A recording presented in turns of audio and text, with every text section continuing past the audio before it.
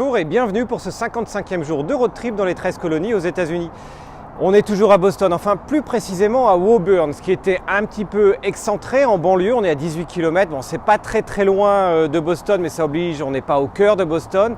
L'avantage c'est que du coup l'hôtel est moins cher et que pour le même prix, on bénéficie d'un des plus beaux Hilton que j'ai vu jusqu'à maintenant, le Woburn, et qui en plus a un excellent restaurant. Franchement, c'est l'un des deux meilleur restaurant que l'on ait eu depuis le début de notre road trip aux États-Unis. Donc ça vaut le coup de temps en temps de s'excentrer un tout petit peu et finalement avec un Uber on s'en sort parce qu'avec la moto il ne faut pas oublier que le parking à Boston la journée est à 40 $, donc votre budget il fait poum. Donc on reprend la moto simplement pour faire un petit saut de puce pour aller dans un autre hôtel un petit peu plus proche du centre, ce qui nous permettra depuis l'hôtel de prendre le métro et puis de découvrir aussi le métro bostonien. Mais il y a encore tellement de choses à voir à Boston que voilà, on va y passer encore la journée mais aussi demain, donc continuez à nous suivre.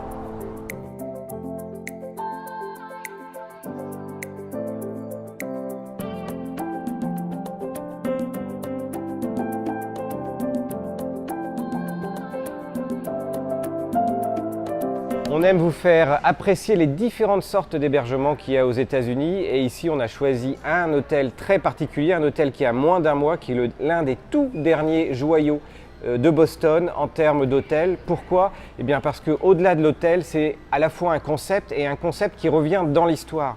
En effet, cet hôtel s'inspire de l'histoire du quartier, un quartier qui a été très industriel au 19 et au 20e siècle. Du coup, toute la décoration s'inspire des technologies et de l'ère industrielle avec des pièces faites sur mesure, s'il vous plaît, par des designers. Résultat, la déco est superbe, le coin est superbe et au-delà de la déco et du coin, ce qui est intéressant ici, c'est qu'on est dans une micro-ville, c'est-à-dire que l'hôtel ne vit pas tout seul, mais il vit avec son quartier, avec des partenariats, avec les restaurants, avec ce qui est organisé en termes de fêtes, afin d'organiser une réelle vie autour.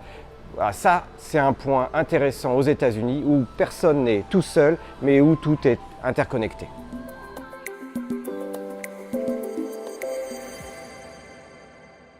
Et bien voilà, changement de programme. On était à Woburn, notre nouvel hôtel est à Somerville, aucun rapport avec Jimmy. Et du coup, on s'aperçoit que finalement, on est à 2 pas de Boston, mais on est surtout à 2 pas de Cambridge naturellement, et le fameux campus de Harvard, donc l'une des plus prestigieuses universités au monde, il faut y aller. Et puis ça va être plus simple, on va prendre la moto, on va faire des vues à l'intérieur de Boston, d'autant plus que le parking est gratuit le dimanche.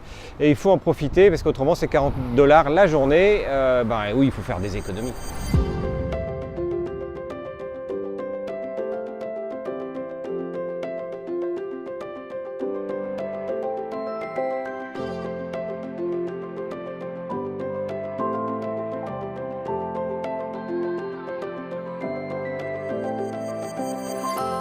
Si vous venez à Boston, vous allez obligatoirement passer en face de l'université de Harvard, l'une des plus prestigieuses universités au monde, avec des frais de scolarité à la hauteur de sa réputation. On parle de frais de scolarité de l'ordre de 60 000 $ par an, plus de 50 000 € par an, que multiplie 4, puisqu'il faut 4 ans pour faire Harvard. Donc voilà, l'université de Harvard se bat naturellement aux États-Unis avec d'autres prestigieuses universités. On parle de Yale, on parle de Columbia, on parle de Princeton. Certaines années, Princeton passerait devant Harvard, mais ça reste l'université la plus prestigieuse et la plus ancienne en termes de date, puisque l'université a été créée en 1638 et que plusieurs présidents des États-Unis, mais ailleurs, sont également passés par cette université.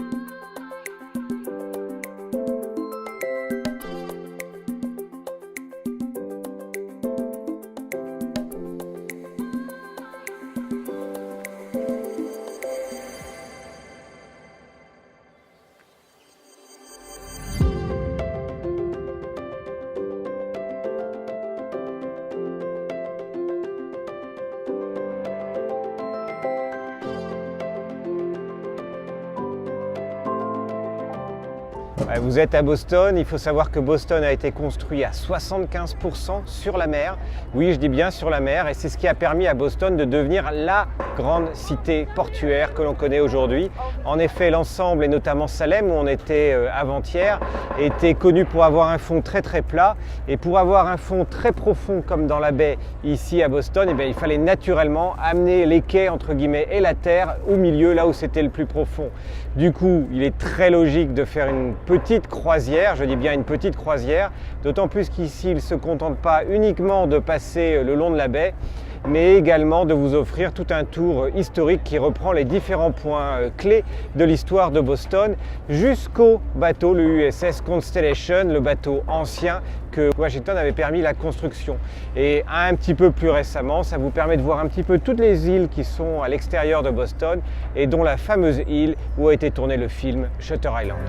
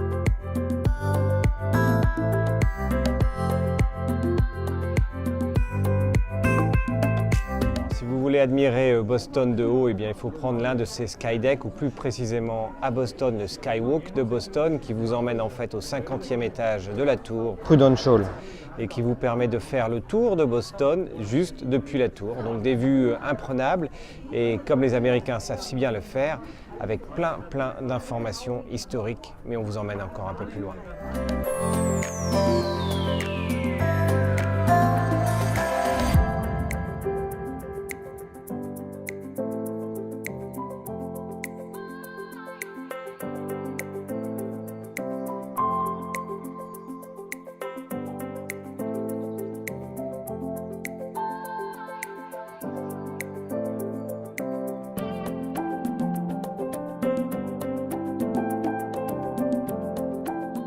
Quand on vous dit que les Américains ne font jamais les choses à moitié, ici non seulement vous avez la vue naturellement sur l'ensemble de Boston à 360 degrés, mais vous avez surtout une mise en scène des immigrants ici aux États-Unis, notamment dans ce port de Boston, qui était beaucoup plus proche de New York, ce qui permettait en fait à la plus grosse concentration d'Irlandais de venir d'abord ici, avant que les immigrants partent plus particulièrement vers New York. Donc tout est raconté ici, avec des petits films, également de grandes affiches, et puis avec une mise en scène, avec une mise en scène et un décor pour vous mettre dans l'ambiance.